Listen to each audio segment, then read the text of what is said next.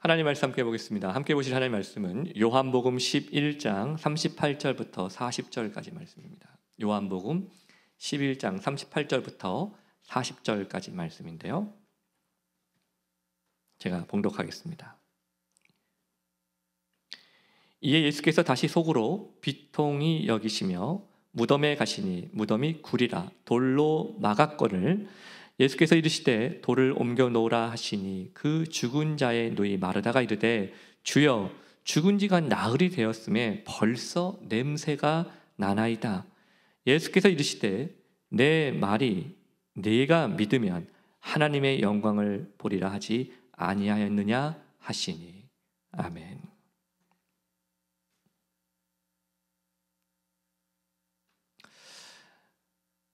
저는 요새 우리 시대가 점점 AI 시대가 되는 것이 아닌가라는 생각을 해봅니다. 지금 보니까 최근에 AI랑 대화를 하시는 분들이 점점 많아지시는 것 같아요. 제법 이야기가 잘 통한다고, 합니다. 예를 들어서 이렇게 하시는 분도 있어요. 거기다가 요새 나 좀 힘든 것 같아 라고 여러분 대화를 시작하면요, 그러면 거기 AI가 이렇게 대답을 하더라는 거예요. 힘든 마음을 나눠주셔서 감사합니다. 혹시 지금 어떤 부분이 가장 힘드신지 조금 나눠주실 수 있으실까요? 그리고 나서는 힘이 될 때 도움이 될 수 있는 방법을 몇 가지를 또 막 알려줍니다. 그리고 나서 맨 마지막에 뭐라고 쓰였는지 아십니까? 혹시 원하시면 지금 상황에 맞는 짧은 기도문을 만들어 드릴까요? 여러분 대단하지 않습니까? 예? 야, 때로는 이게 사람보다 좀 낫겠다 생각이 듭니다. 요새 어떤 분들은요, 요새 나 좀 힘든 것 같아. 그러면요, 너만 힘든 거 아니야, 다 힘들어. 그러니까 입 꽉 깨물고 살아. 이런 말 듣는 분도 계시다고 그래요. 그러니까 오히려 AI가 공감을 더 잘해주는 것 같다라는 생각이 듭니다. 근데 그런 현실이 좀 서글픈 것 같아요. 오죽하면 AI한테 우리가 위로를 받아야 되나? 어디 내 마음 좀 속 시원하게 좀 알아주는 사람 없나? 그렇죠? 여러분, 저는 예수님이야말로 정말 우리를 공감하시는 분이라고 믿습니다. 우리는 지금까지 예수님의 그 어떤 자상하심과 긍휼을 여겨주심을 우리가 보았습니다. 여러분, 예수님은 우는 자들과 함께 우는 분이었습니다. 그리고 그들의 슬픔과 그들의 그런 고통을 온전히 함께 공감해 주셨어요. 그런데 여러분 아십니까? 그렇다고 해서 예수님이 그저 공감만 해주신 분은 아니었어요. 예수님은 또한 우리에게 훌륭한 아주 상담자이시기도 하셨습니다. 그래서 우리의 감정을 공감하시기도 하시지만 그냥 공감만 하시는 것이 아니라 우리가 닥친 우리의 문제 앞에서 우리가 무엇을 해야 하는지도 분명히 말씀해 주시는 그런 엄격함도 가지고 계셨다는 것이죠. 저는 사실 이 부분이 저도 너무 담고 싶은 부분이기도 합니다. 제가 이제 목회자니까, 목회자로서 누군가의 아픔 또 그들이 갖는 감정을 저도 이렇게 좀 공감해야 되지 않겠습니까? 마치 그 오래전 우리 드라마 대사처럼 아프냐? 죄송합니다. 아프냐? 나도 아프다. 그런 대사가 있어요. 좀 이렇게 진심으로 말해줄 수 있어야 되지 않겠어요? 근데 때로는요, 제가 거기까지만 머물러 있을 때가 많더라고요. 그래서 그들이 해야 할 일을 말해줘야 함에도 불구하고 그들이 그걸 말하면 또 힘들어할까봐, 그걸 들으면 또 힘들어할까봐 거기서 멈춘 적도 많았습니다. 물론 여기에는 균형이 좀 필요한 것 같아요. 너무 공감만 하고 있어서 안 되고요. 그렇다고 너무 해야 될 일만 계속 말해주는 것도 문제가 될 수 있습니다. 그런 의미에서 오늘 예수님은 이 둘 사이의 균형을 아주 기가 막히게 잘 잡고 계시는 분이다라고 오늘 말씀드릴 수 있습니다. 자, 오늘 우리는 나사로의 죽음 앞에 모두가 슬퍼하고 있었을 때 누구도 감히 열 생각조차 없었던 그 돌무덤의 문을 열게 하신 우리가 예수님을 우리가 생각해 보려고 합니다. 자, 모두가 다 열 필요가 없다고 생각하고 있었던 그 어둠 속을 다시 십자가의 빛으로 비추셨던 이 예수님을 통해서 우리도 우리 안에 있는 그 어두움을 공감하고 계시지만 그리고 그 공감하는 그 어둠, 우리의 어둠 속에 십자가의 빛을 비춰주길 원하시는 그 예수님을 오늘 우리가 함께 묵상하는 은혜가 있기를 소망합니다. 이를 위해서 오늘 저는 두 가지를 생각해 보려고 해요. 첫 번째로, 여러분, 예수님의 사랑은요, 긍휼히 여겨주심과 직면하게 하심, 이 두 가지를 같이 가지고 계십니다. 긍휼히 여겨주심과 직면하게 하심, 이 두 가지를 가지고 계신다는 것이죠. 아마 여러분 중에 미술을 전공하신 분은 뭐 말할 필요도 없고, 미술을 전공하지 않아도 우리가 보색 대비라는 그 혹시 용어를 아십니까? 보색 대비. 용어를 들어보셨을 거예요. 뭐냐면 정반대에 있는 그 두 색깔이 서로 함께 섞일 때 오히려 안 섞일 줄 알았는데 오히려 조화를 이루어서 서로의 색을 더 분명하게 뚜렷하게 보이게 하는 효과, 그게 보색 대비 효과라는 것입니다. 예를 들면 초록색과 빨강색, 또 노란색과 보라색, 뭐 이런 개념이 될 것입니다. 제가 이 보색 대비라는 용어를 쓰고 있는 이유는 바로 우리가 방금 읽었던 이 본문이 바로 그 효과, 그 느낌을 주고 있기 때문이라고 때문입니다. 요한복음 우리 11장 38절과 39절 말씀을 우리 다 같이 한번 읽어보겠습니다. 시작. 예수께서 다시 속으로 비통히 여기시며 무덤에 가시니 무덤이 구리라 돌로 막았거늘 예수께서 이르시되 돌을 옮겨 놓으라 하시니. 자, 거기까지만.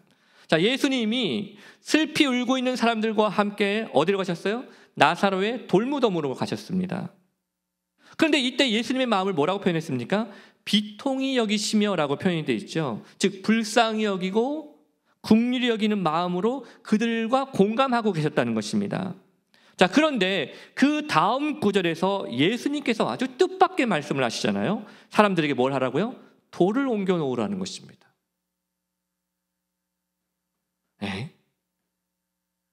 여러분, 이게 무슨 말입니까? 아니, 방금 전까지도 우리 마음을 우리 슬픔을 공감하고 계신다 하지 않으셨어요?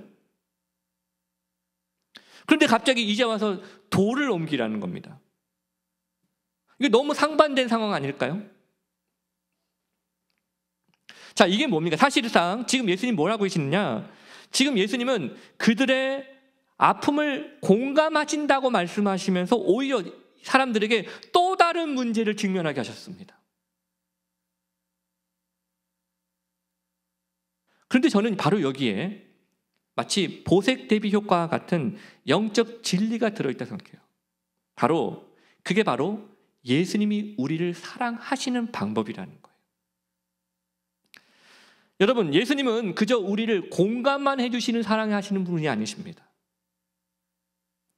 그분의 사랑은 우리의 죄도 지적해 주시는 사랑을 하고 계십니다.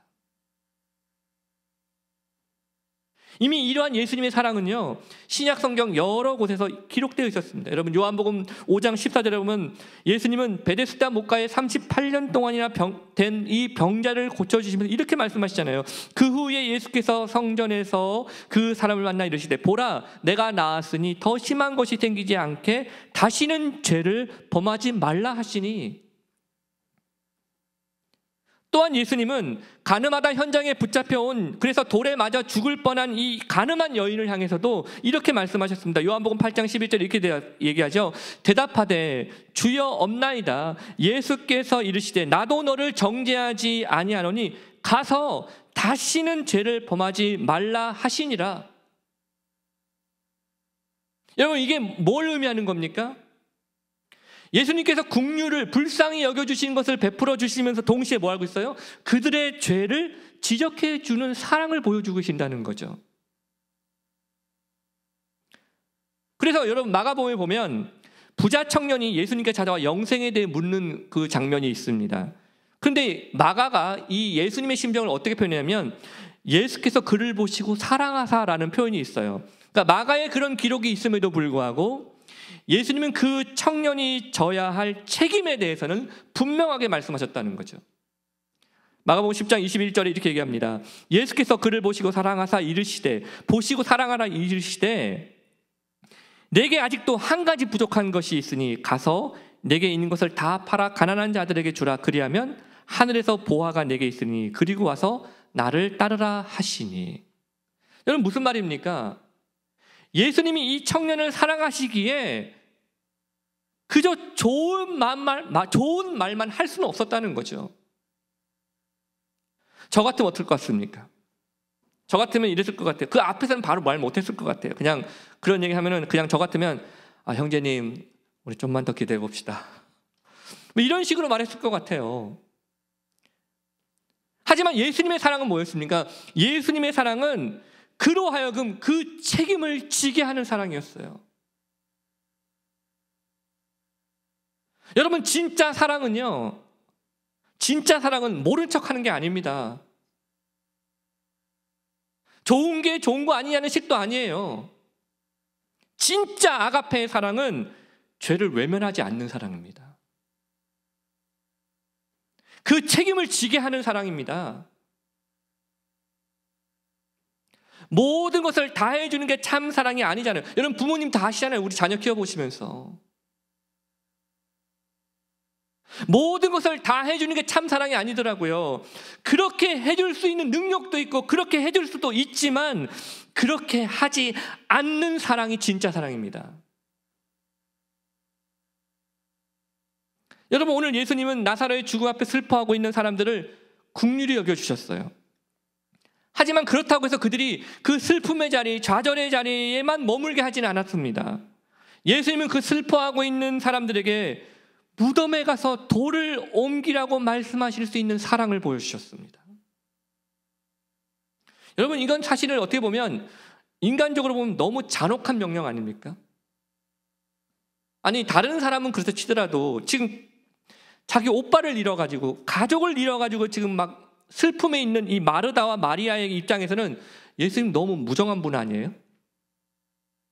완전 T? 네? 그러니까 이들이 제기하고 있는 반론이 너무 자연스러운 겁니다. 요한복음 11장 39절 말씀입니다. 예수께서 이르시되 돌을 옮겨 놓으라 하시니 그 죽은 자의 누이 마르다가 이르되 주여 죽은 지가 나흘이 되었음에 벌써 냄새가 나나이다. 여러분, 이게 무슨 뜻입니까? 지금 마르다가 뭐라고 말하고 있는 거예요? 예수님 생각을 바꾸세요.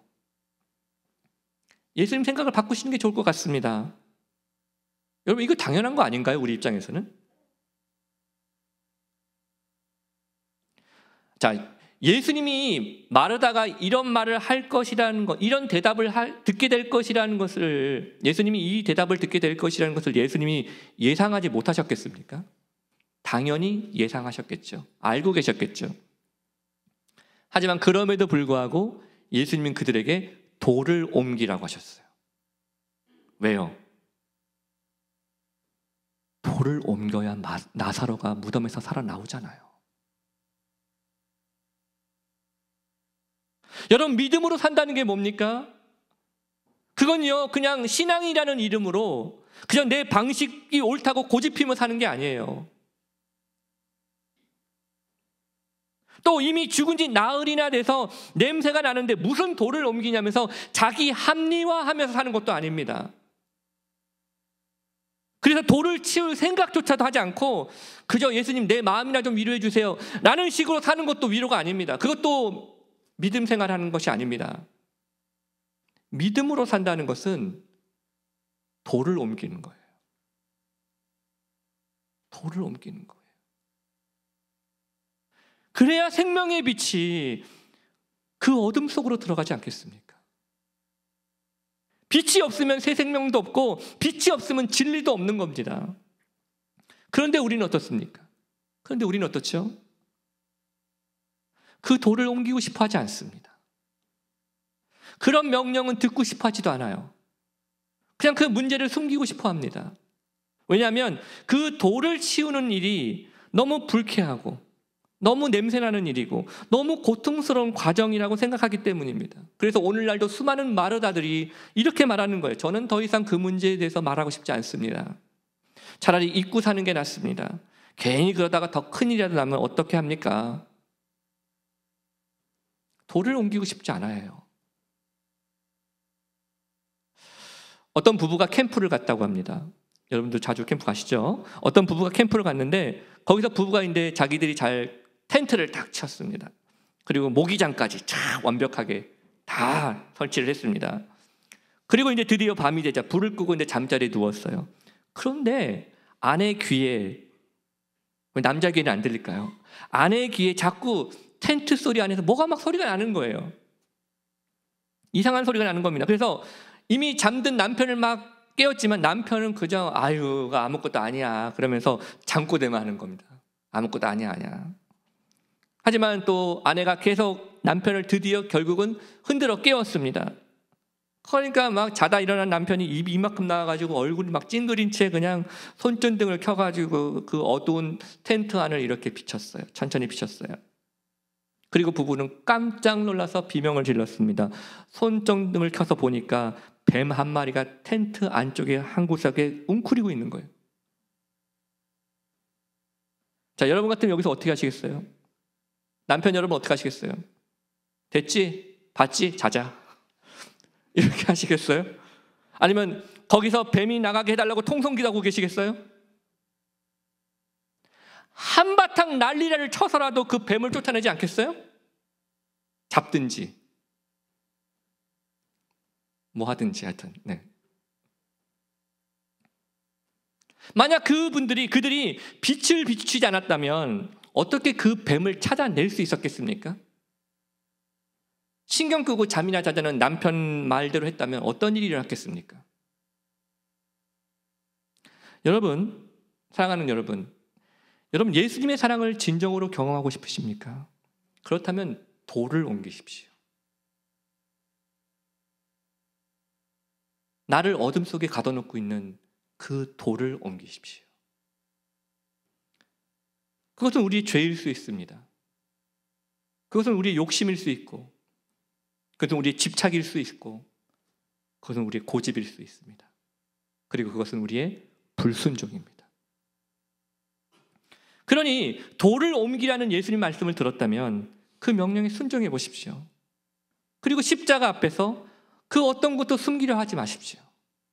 그래야 우리의 어둠 속에 그분의 빛이 비춰지는 거예요. 그리고 여러분 하나님께 간구하십시오. 하나님, 저의 이 어둠 속에 주님의 생명의 빛을 비춰주시옵소서. 요한복음 8장 12절에 이렇게 말씀하고 있습니다. 우리 같이 한번 읽어보겠습니다. 시작. 예수께서 또 말씀하여 이르시되 나는 세상의 빛이니 나를 따르지 자는 어둠에 다니지 아니하고 생명의 빛을 얻으리라. 여러분, 그분의 사랑은 우리를 사랑하시기에 우리가 한숨과 눈물에만 머물게 하는 사랑이 아니에요. 대신 우리의 돌무덤에서 우리가 그 문제를 똑바로 직면하게 하시는 사랑을 하십니다. 그래서 우리 다음에 두 번째를 보실 필요가 있습니다. 둘째로, 그래서 여러분 예수님의 사랑은요, 장애물을 통해 하나님의 영광을 보게 하는 거예요. 장애물을 통해 하나님의 영광을 보게 하는 것입니다. 자, 인생을 살다 보면 장애물이라는 것을 우리가 만나게 되죠. 우리에게는 우리 신앙을 더 성숙하지 못하게 만드는 장애물들이 있습니다. 그럴 때마다 우리가 이 장애물을 무엇이라고 정의하느냐가 참 중요한 것 같아요. 누군가한테는요, 그 장애물이요, 변명이에요, 변명. 또는 누군가에게 그 장애물은 과거에 대한 어떤 집착일 수 있어요. 또 누군가를 향한 미움이나 불순종이 그 장애물이 될 수도 있습니다. 뭐 아니면 또 비현실적인 소망이 장애물이 될 수 있죠. 자, 오늘 본문에서 요한은 나사로의 무덤을 무엇으로 표현했느냐? 막아놓은 돌로 막힌 굴이라고 표현되어 있습니다. 자, 그렇기 때문에 오늘 마르다와 마리아의 믿음 앞에 놓여진 장애물 역시도 돌로 막혀있는 굴과 같은 것이죠. 그렇기 때문에 그들이 해야 될 일이 뭡니까? 그냥 돌을 치우는 것입니다. 그런데 여기 한 가지 중요한 점이 있더라고요. 돌을 치운다고 해서 무덤 안이 환해지는 건 아닙니다. 그 안에는 여전히 어두움은 존재하게 되어 있어요. 여러분, 우리도 마찬가지입니다. 우리가 예수님을 믿는다고 해서 우리의 어두웠고 힘들었던 내면이 갑자기 막 대낮같이 환한 그런 대낮 같은 내면이 됩니까? 아니에요. 여전히 우리 안에는 상처가 남아있고 여전히 우리한테는 어두운 부분이 그대로 남아있습니다. 여러분, 그래서 다윗이 고백한 것을 잘 보십시오. 시편 139편 1절에 이렇게 얘기합니다. 여호와여, 주께서 나를 살펴보셨으므로 나를 아시나이다. 자, 여기서 이 다윗이 말하는 나를 아신다고 했을 때 주님이 아시는 나가 누구입니까? 그것은 여전히 상처와 어둠을 가지고 있는 나입니다. 그런 나를 아신다는 거예요. 하지만 다윗은 알고 있었습니다. 그런 어둠을 가지고 있는 나임에도 불구하고 그 크신 사랑으로 품어주시는 하나님의 사랑을 알고 있었어요. 그래서 우리도 다윗과 같이 다윗처럼 다음과 같이 기도할 수 있어야 됩니다. 시편 우리 139편 23절 24절 같이 한번 읽어보겠습니다. 시작. 하나님이여, 나를 살피사 내 마음을 아시며 나를 시험하사 내 뜻을 아옵소서. 내게 무슨 악한 행위가 있나 보시고 나를 영원한 길로 인도하소서. 악한 마음이 있다는 거예요. 우리한테 어둠이 있다는 거예요. 우리의 어둠을 너무 주님이 그리고 잘 아신다는 겁니다. 자, 오늘 본문에서 마르다는 돌문을 옮기라는 예수님의 말씀에 이렇게 대답을 했어요. 우리 11장 39절 말씀 같이 읽어보겠습니다. 시작. 그래서 이르시되 돌을 옮겨 놓으라 하시니 그 죽은 자의 누이 마르다가 이르되 주여, 죽은 지가 나흘이 되었음에 벌써 냄새가 나나이다. 냄새가 나나이다. 여러분, 혹시 죽은 지 나흘이나 되었기에 나는 냄새 맡아보셨어요? 양말 한 사흘째 한번 신어보셨어요? 죄송합니다.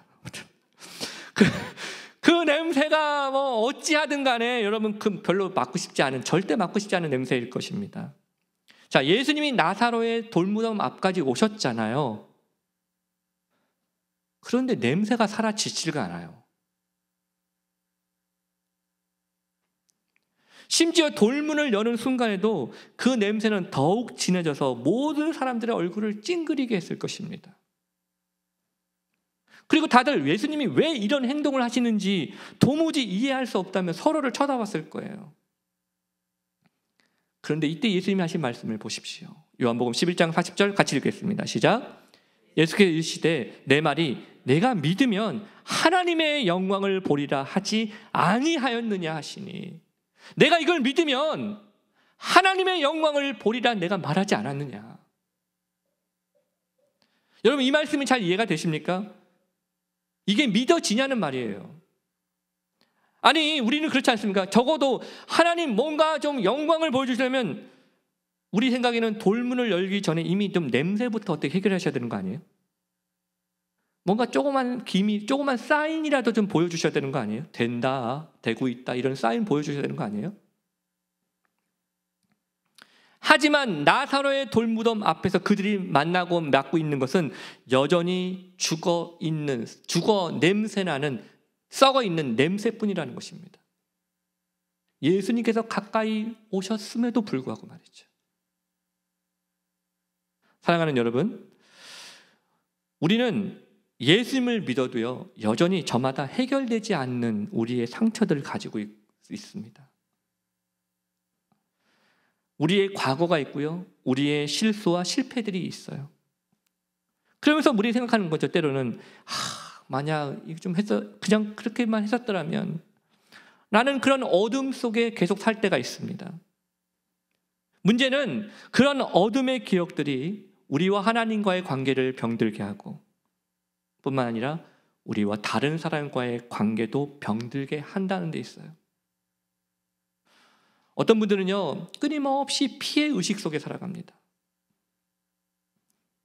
그거는요, 제가 볼 때는 그거는 끊임없이 자기가 만든 감옥 안에 자기가 집어넣는 거예요. 그러면서 자꾸 책임을 전가하고 싶죠. 남 탓하고 싶은 겁니다. 한마디로 탓하고 싶은 거예요. 자꾸 피해자가 되고 싶은 겁니다. 그래서 어떤 상황에 대해서는요, 그냥 그저 그게 내게 일어난 일이라고 생각하는 게 아니라 자꾸 그 일을 통해서 나 자신이라고 그 정체성을 삼으려고 할 때가 있어요. 쉽게 말하면 나의 과거, 나의 죄가 바로 나의 정체성이라고 믿어버리는 것이죠. 하지만 여러분, 그것은 아닙니다. 그건요, 마치 우리의 과거가 우리를 마음대로 사용하도록 내버려두는 그런 힘을 주는 것과 똑같은 겁니다. 여러분, 우리의 존재는 더 이상 과거에 우리가 누구였는가로 결정되지 않습니다. 왜냐하면 우리의 옛사람은 죽었고 우리는 그리스도 예수 안에서 새로운 피조물이 되었기 때문입니다. 고린도후서 5장 10절 우리 다 같이 읽어보겠습니다. 시작. 그런즉 누구든지 그리스도 안에 있으면 새로운 피조물이라. 이전 것은 지나갔으니 보라 새 것이 되었도다. 사랑하는 여러분, 우리의 존재는 우리가 누구에게 속했고 그분이 우리를 어떻게 생각하시는가에 있는 거예요. 우리가 누굽니까? 우리는 하나님의 자녀입니다. 하지만 그럼에도 불구하고 여전히 죽은 지 나흘이나 된 냄새가 내 삶에 나는 것 같아요. 여러분, 그것은 절망의 냄새가 아닙니다. 그것은 고통의 순간이 아닙니다. 그것은 앞으로 예수님을 통해 죽은 나사로를 다시 살리시기 위해 보여주시는 과정일 뿐이에요.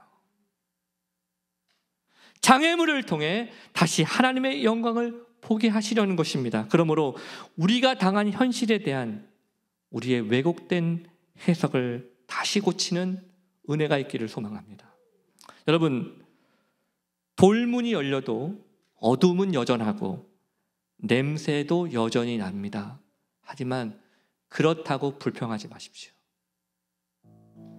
좌절하지 마십시오. 우리가 할 일은 그럼에도 불구하고 돌을 옮기는 겁니다. 믿음은 그 냄새를 맡으며 그 어둠을 보면서도 포기하지 않고 다시 힘을 내서 그 막아놓은 돌문을 옮기는 것입니다. 그래야 예수님의 생명의 빛이 우리 안에 비춰져서 우리 안에 죽은 나사로가 다시 살아나는 것이죠. 그러니 돌을 옮기는 것을 피하지 마십시오. 두려워하지 마십시오. 그러면 생명의 빛이 우리 안에 비춰질 것입니다. 우리가 이 마음을 고백하기 위해서 다 같이 자리에 일하셔서 오늘 이 찬양으로 우리 하나님께 함께 고백하면 하겠습니다. 주님, 당신은 사랑의 빛입니다.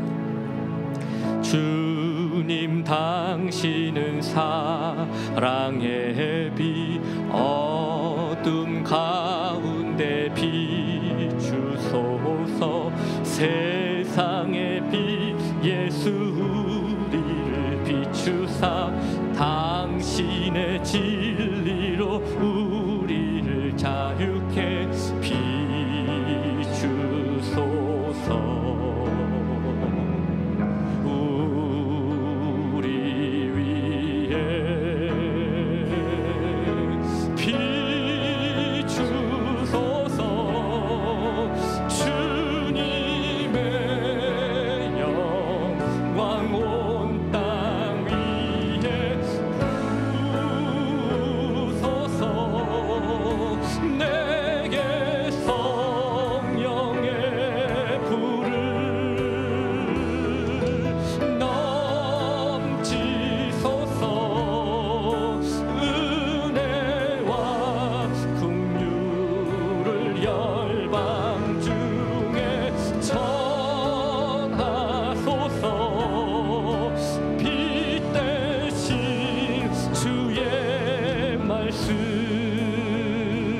다시 한번 고백하며 나아갑시다. 주님, 당신은 사랑의 빛. 주님, 당신은 사랑의 빛, 어둠 가운데 비추소서. 세상의 빛 예수 우리를 비추사 당신의 진리로 우리를 자유케 비추소서. 하나님, 우리 위에 비춰주옵소서. 우리 위에 비추소서. 비추소서. 주님의 영광 온 땅 위에 부소서. 내게 성령의 불을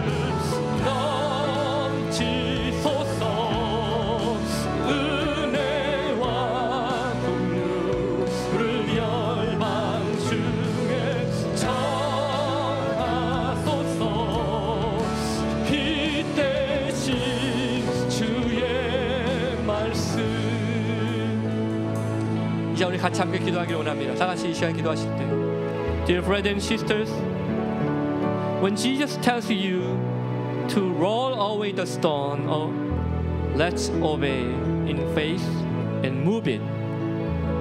Even if it looks like nothing is changing right away, restoration will surely come. When God allows us to face the darkness of our reality, we don't need to be afraid, because He alone is the light of our lives.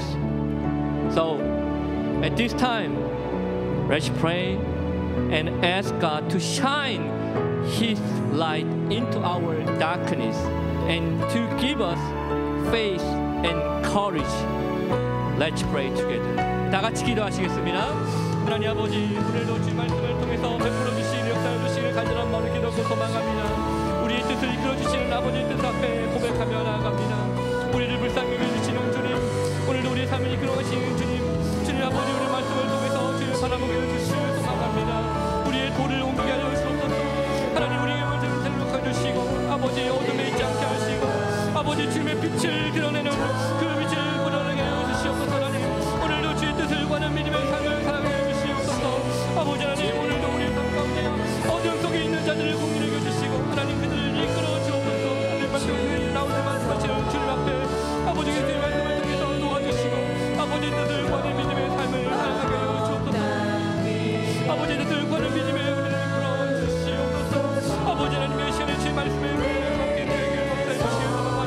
아버지 육신의 명령에 주시옵 잡아주시옵소서. 하나님, 아버지 하나님 그 말씀을 통해서 보게 해주시고 주님의 뜻을 구하는 믿음의 삶을 살아가게 해주시며 아버지 영광받는 믿음의 삶을 감사하여 주시기를 붙잡아 주시기를 간절한 마음을 기도하고 소망합니다. 하나님, 기도하는 후에 주의 말씀을 통해서 주님 아버지 바라보게 해주시고 주님 아버지 불쌍히 여겨주시고 아버지 여겨주시기를 소망하여 주시기를 간절한 마음을 기도합니다. 하나님 아버지, 믿음으로 돌을 옮기게 하여 주시옵소서. 아무것도 변화가 일어나지 않는 것처럼 보여도 돌을 옮겨야 빛이 들어가고 그 생명의 빛이 우리를 회복시키는 줄 믿습니다. 주님, 그러니 우리의 답답한 현실 두려워하지 않게 하시고 한숨 쉬지 않게 하시고 우리의 생명의 빛이 되신 주님을 다시 의지함으로 살아갈 수 있는 믿음과 용기를 우리 가운데 허락하여 주시옵소서. 이제는 우리 주 예수 그리스도의 놀라우신 은혜와 하나님 아버지 크신 사랑하심과 성령님의 인도 교통 보호하심이 오늘 주의 말씀을 듣고 주님의 뜻 가운데 우리에게 막혀있는 그 돌 믿음으로 옮기는 힘을 주시고, 그래서 생명의 빛이 우리의 어둠에 비춰질 때에 참된 회복이 일어나는 것을 믿기에 오늘도 주님 앞에 믿음으로 다시 살기를 소망하는 우리 귀한 성도들 머리 위에, 그 가정과 학업과 사업 위에, 주님의 몸된 교회와 나라와 민족 위에 이제로부터 영원토록 함께 있을지어다. 아멘.